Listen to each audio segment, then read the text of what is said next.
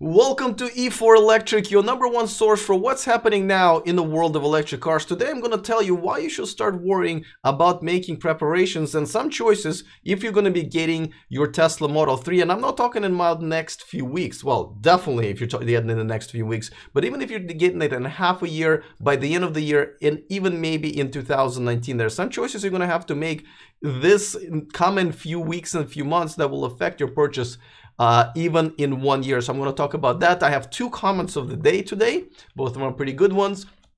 And there's a brand new beta feature in the software for Model S and Model X, of course. And we're going to start right now.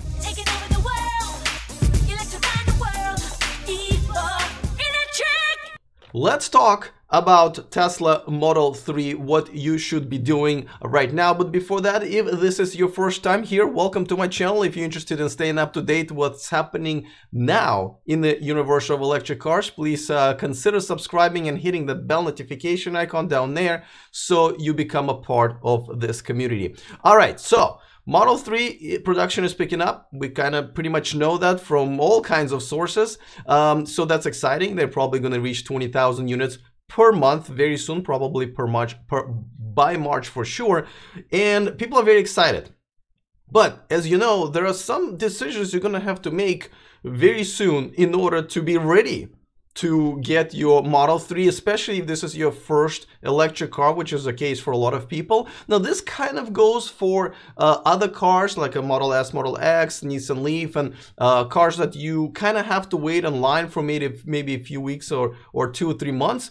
But let me just get going, because these are all important things. These are all of the things that need to be talked about right now. I see a lot of regulars in chat room. Tony from Minneapolis, what's going on? I see Jason from UK, let's say Douglas in also Minneapolis, Kona, Terry from Capitol Hill, and a lot of regulars, Glenn from New Zealand. Welcome all to the show. All right, let's get going. First of all, let's talk about options, because you're gonna have to start making tough decisions, and a lot of them times they change, because not options, as you know, are available on Model 3 right now. One is the long ranges, the one that's available right now. If you're waiting for the short range, then you gotta try to calculate when it's going to happen. I'm waiting for the short range. I'm thinking it's going to happen in June and July. But if by the time I'm ready to buy the next car, it's not available, I need to have a backup plan. Whether I want to wait a little bit more, am I going to get a rental car? What am I going to drive after my lease expires?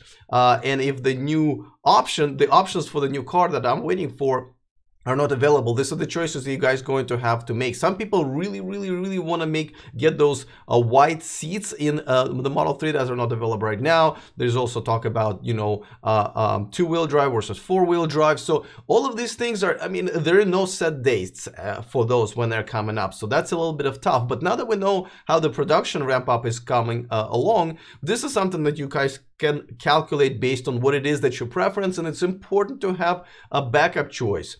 Maybe you'll say, listen, I'm going to be ready in, by June, and by then we will not have a short range. Am I willing to pay a little bit more money, or, you know, a lot more money, depends on how you're looking at, and whether or not you're going to wait, and what are you going to do meanwhile? So that's very important. Number two, and I would say this is the biggest long-term decision you're going to have to make. Where do you live? If you already have a charger in your home, or if you own a house where you can easily install it, well, first start thinking about installing the charger. So that's a process. You have to pick an electrician. You have to figure out what local laws or regulations apply, and what kind of a charger do you want to pick. For example, do you want to install a Tesla charger that will only charge Tesla cars, or do you want to install a general charger that you'll be able to use maybe with another electric car that's non-Tesla that you're going to have in the future, but then you're going to have a little adapter when you're charging your Tesla. Those are decisions you're going to have to start thinking about right now. But most importantly,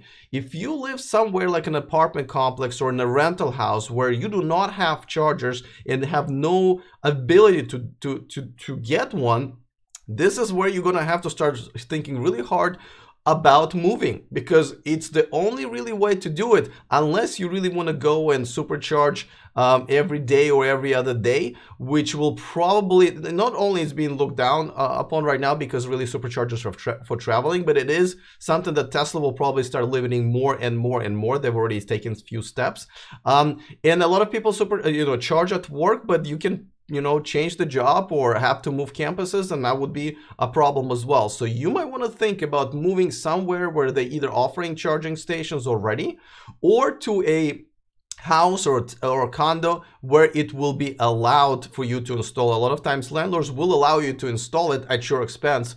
Increases their value of their property, of course, but they will at least allow you to do that. And if you're part of the HOA, this is where you're going to start that process of requesting that you have you're able to install the charge. And sometimes it's a long process, sometimes you have to appeal and so forth. You also might want to check with the local laws that regulate that as well. So where you live is going to affect whether or not you even going to be able to buy a Model 3 or an electric car.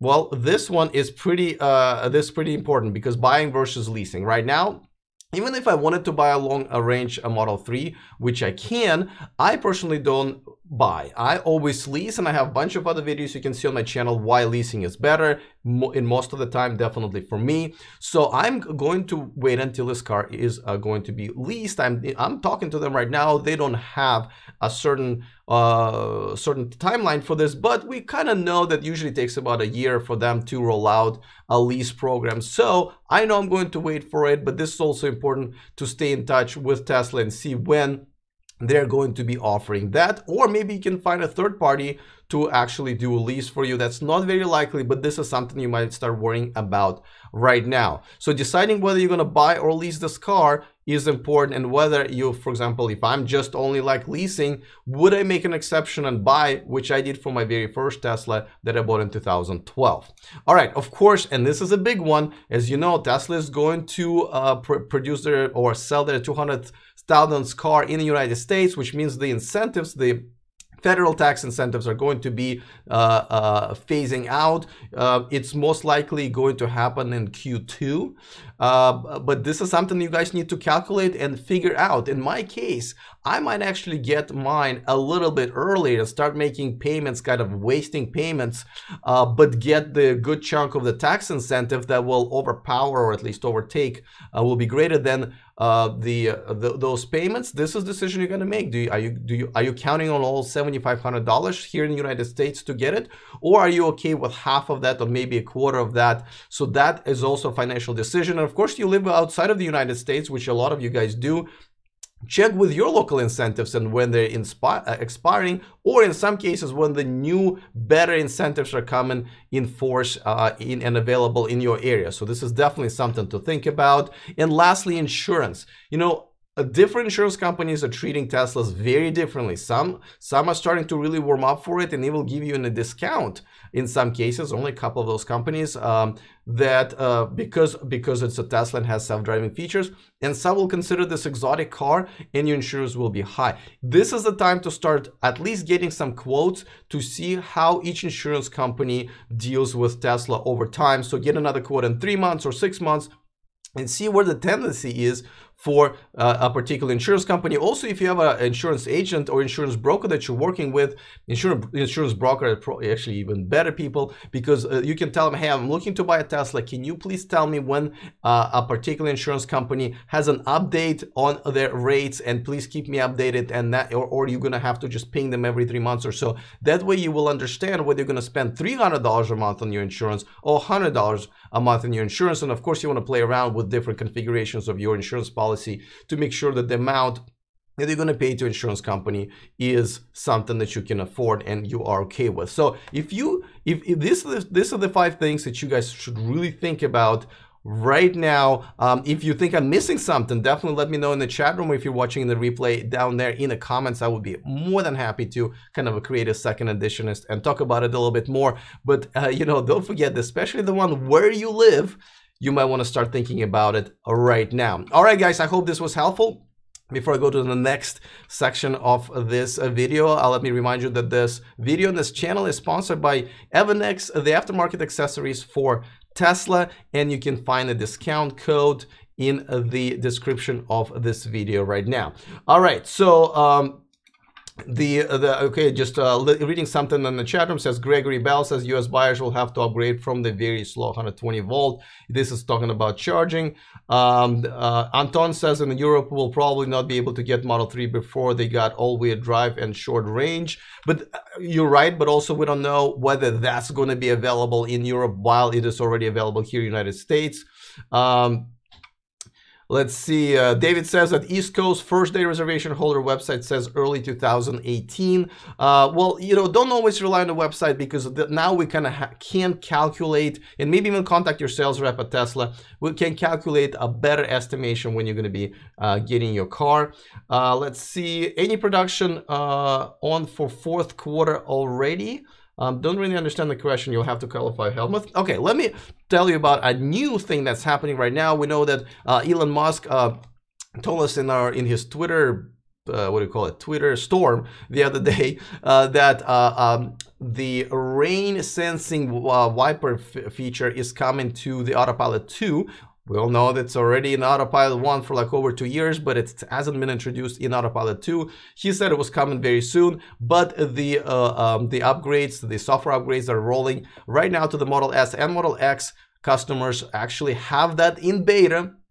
So it is in beta, you have to turn it on and then kind of play around with it and see what works for you. But it is here, and it looks like it's pretty good. That Elon was promising something that's coming soon, and you don't know when it is, and it really just happened in a few days. So hopefully many other features that I talked about in a previous video yesterday are coming soon as well.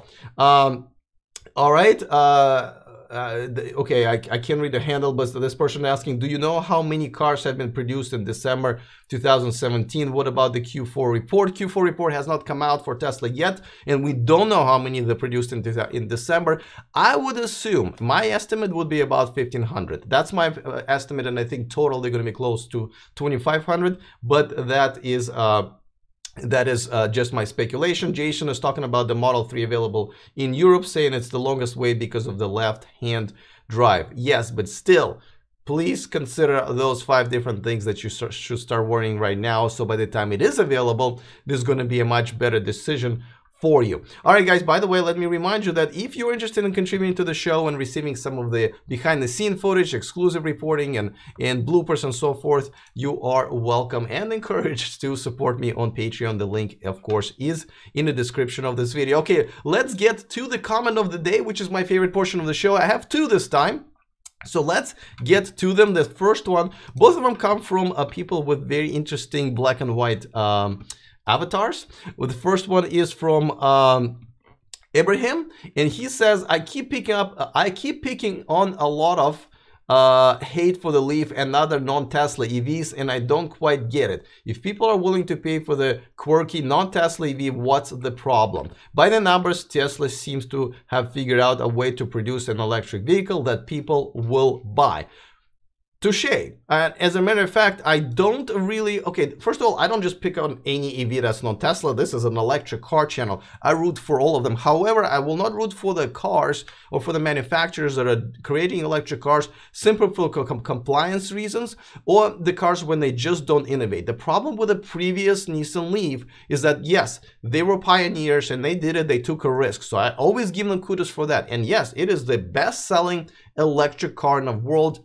I believe they're very close to 300,000 worldwide, about 120,000 here in the United States. So obviously they have a following, they have a success. So I always give them kudos, but I do believe if it wasn't for Tesla, electric cars, if just led by the previous version of the Nissan Leaf, would have died because they're impractical. The range is impractical. They don't have any innovative technology. They don't have an active cooling system, which actually Nissan Leaf still doesn't have. And that's my biggest problem with their refresh. And also they look like compliance cars. You can always pick out, or used to be able to pick out an electric car from the crowd and say, oh, you see that little ugly frog thingy? That's an electric car. I have a problem with that.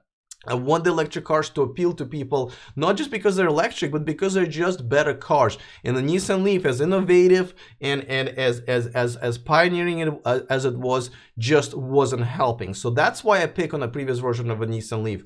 But I don't pick just randomly on all electric cars because they're non-Tesla. As a matter of fact, I promote them. I want, and Tesla wants the competition. So I have no problem with that at all. So, let's see, another question in the chat room. Do you think the real range of a standard model, and then you didn't say anything, I'm going to assume Model 3 is 220 miles? Actually, well, it depends. You know, you can't tell the range until you know how you drive that car, whether the weather's cold or warm, whether you use a lot of air conditioning, heater and stuff like that. So this is something that you're going to have to drive this car and see what works for you. From what I understand, Tesla has asked the EPA to kind of lower a little bit the estimates, so it's actually good for us because the rated range always a little bit higher by about 10 or 15%. But because Tesla wants to keep kind of a gap between the Model 3 and a Model S, they kind of wanted the lower estimate. Some people say it's going to be it is realistically longer than that. So that's just to answer your question. Oh, and let me get to the second comment of the day, and let me switch back to the comment of the day image, and it comes from bigcooter.com, and I'm not going to read the whole thing, but he's talking about poorly fitting body panels and trim is not due to the cars being built by hand, and this is talking about Model 3, as you claim in this video, which I did not really claim that that's because of that. I was just explaining that they are being built by hand and they are rushing it. And actually, I'm going to go back like, no, because obviously if you build it on a conveyor and it's fully automated and everything's already tuned in, you're not going to have that problem. But if you are building it by hand, that's where these errors happen. Now he's saying Tesla certainly knows the first few Model 3s are going to be closely looked at and assessed. Why wouldn't Tesla work very hard to build those cars perfectly by hand? And he goes on to kind of make some good points, and he's making a good point. I got to tell you, so first of all, I'm not making excuses for Tesla. I absolutely agree. They knew that these cars they're giving to the press and being displayed will be picked on, and they were. And I got to tell you, when they had the semi-truck unveiling event and they had a Model 3 there, their panels weren't aligning either. And I was kind of standing there thinking, why would they, like, all of this correspondence, all of this media, all of the celebrities are here to look at this car, and the panels are not aligning. Can you do one correctly so there's no more reports? So I don't really understand why they didn't do a good job on that. And you're right, you can do a great job by hand as well. Rolls-Royce is being put together by hand, Lamborghinis are being put together by hand, so that's fine. The problem is being put together by hand in this case is because it's being rushed. They're trying to get them out there. So it's the rush thing, and being put together by hand is secondary to that, just because it's a human error. But yes, I agree with you. You know, listen, you know, don't make me to be kind of sort of a Tesla fanboy here. I've been pretty critical of them, and this is one of those things that baffles me, something that could be avoided. And you know, you're right. This another thing that he's saying in this comment is that people think that, oh, well, if the panels are not all aligned, then, you know, this is probably just the tip of the iceberg. You know, what else is really wrong in the parts of the car that really matter? And unfortunately, that's a logical thinking that most people would have. So why give them a reason? I don't have an answer to that, but I do think it's a good point, and this is something that hopefully when Tesla produces Model Y and in other future cars that they're going to produce, they think a little bit better about it, and the models that are being released to the media and to the public are actually have at least this things that you can visually inspect all align correctly. What is the status of Tesla shingles? No news after its reveal. Yes, there is none. The whole Solar City, you know, home solar energy part of Tesla has just been kind of invisible. We don't know what's happening. All Elon said the last time he talked to the reporters that it is coming, and it's kind of going through revamp which it needed. So I don't know. So standard range, any official information, asks Ryan. when the standard range will be available? No, there is none. They're not going to tell us. I think it's going to depend on how many of us and you guys buy the long range until they're saying, okay, well, we're out of those reservations, and let's start building the short range. So we don't know that just yet. So anyway, guys, I hope this helped. I hope you guys thinking about it very seriously, whether you're buying a Model 3 or maybe another car, another electric car in the future, that these are the things you really need to think about, because by the time you're buying that car, all of this needs to come together, or you seriously going to not enjoy your electric car, or you're just going to lose money on or spend more money than you should on owning the electric cars. Obviously nobody wants to do that. All right, guys, it's been fun hanging out with you once again. We will see each other tomorrow at 11 o'clock. I will start doing a little bit of preview of the CES that I'm going to at the end of this week and really into the next week. So hope you have a great day. Other than that, see you next time, and remember to stay charged.